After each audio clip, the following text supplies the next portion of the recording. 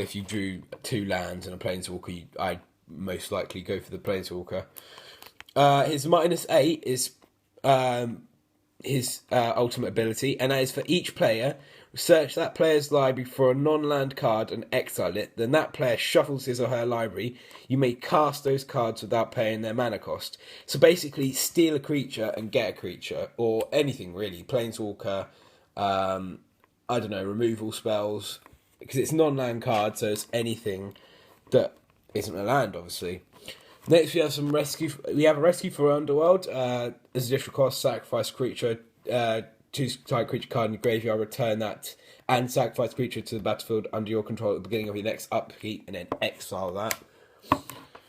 Then we're getting into creatures. We have Insatiable Harpy. And here's some more mill. So we got Grizzly Spectacle.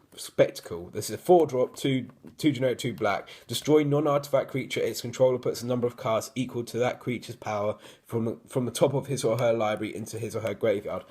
So it's an instant speed mill. So if someone's buffing the shit out of a creature, you can just go nope and destroy it, and then make a mill for like generally 5 or 6, which is pretty awesome. Next, we have Night Howler to work off with the milling of Grizzly Spectacle. So you use this, and hopefully a couple of turns later, you've got Night Howler out, and he's a 0/0 for 3, and he has +X, where X is the creature cards in all graveyards. So he works really well with milling. Then we have Coerced Confession. Target player puts top 4 cards of his or her library into his or her graveyard. You draw a card for each creature card put into the graveyard this way. So again, awesome for milling, awesome for Night Howler. And then if you need to draw, then it's good for that as well. I personally really like that card, especially when you use it the right way. Next, there's Psychic Intrusion. Sorry if I'm going off the side a bit. It's a really awkward angle for me to look at the camera at. We have Psychic Intrusion, which is a 5-drop, 3, 1 black, 1 blue. Target opponent reveals his or her hand. You choose a non-land card from that player's graveyard or hand, and exile it. You may cast the card for as long as it remains exiled, and you may spend mana as though it were any colour mana to cast that spell.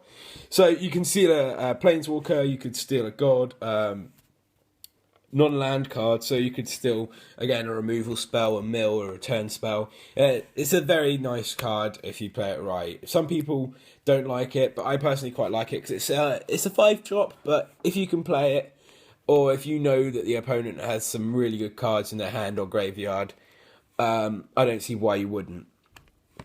Hang on, I'll just move Night Howler over there because he's a creature.